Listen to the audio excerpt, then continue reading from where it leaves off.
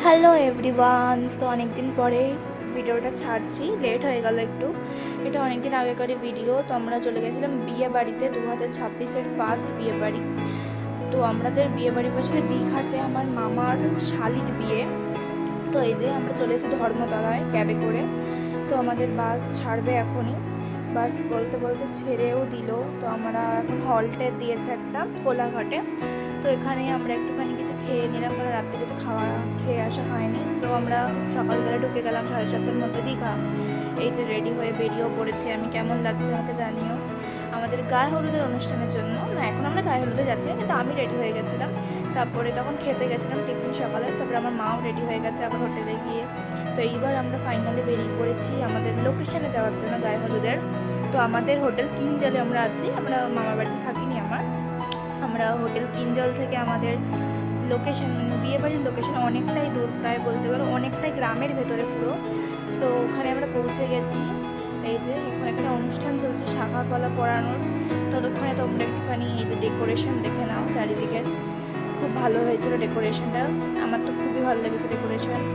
এই যে কয়েকটা ছবি, এখানে শাখা কলা পরানোর একটা অনুষ্ঠান চলছে। আমাদের যে জায়গাটা ছিল ওটা 8 ঘন্টা দূর। এই যে এটা হচ্ছে, আমি রেডি হয়ে গেছিলাম, মাঝখানে ক্লিপ না নিতে ভুলে গেছি। আমার কেমন লাগছিল বিকেলবেলা জানি। এই যে আমার মা, সব আমরা এখানে রেডি হয়ে চলে এসেছিলাম 9:30-এর মধ্যে, কারণ ওখানে রাত্রে করে বিয়ে হয়। তারপরে এই যে খাওয়া দাওয়া, এই যে মেনু তোমরাই দেখে নাও। আমার বাবা এখানে কী করছিল আমি নিজেও জানি না। তো এটা হচ্ছে মেনু টেনু আমাদের। এই যে আমরা খেতেও শুরু করে দিয়েছি, আমাদের বাড়ির হোটেল ফিরতে হবে তাড়াতাড়ি। তাই খাবার দাওয়া জাস্ট দারুণ হয়েছিল, দারুণ। গ্রামের খাবার তো বুঝতেই পারছো, ভালো হবে। অনেক রকমের খাবার দাবার ছিল।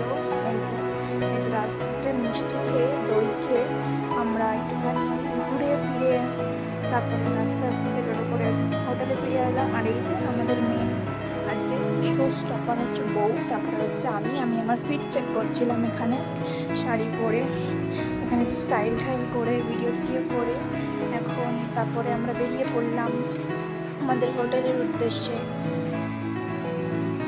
তারপরে টোটো করে বাড়ি ফিরতে ফিরতে আমি সবই খুলে ফেলেছিলাম, দেখো কিচ্ছু গরমে দেখ, এই যে সব খুলে ফেলেছি আমি, আর গরমের মধ্যে পাচ্ছি না। টোটো করে বাড়িতে হোটেলে চলে এলাম।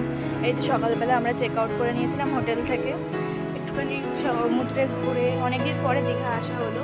আমাদের থাকার ইচ্ছা ছিল, কিন্তু বাবার কাজের জন্য থাকতে পারলাম না। সমুদ্রে ঘুরে একটা ছবি টবি তুলে তারপরে কি বাই বাই দীঘাকে বলে বেরিয়ে পড়লাম আমরা বাসের উদ্দেশ্যে। মানে টিকিট কাটা হয়নি তখন, টিকিট কেটে আমরা এই বাসে উঠলাম। উঠে সোজা বাড়ি। আর কি বলবো।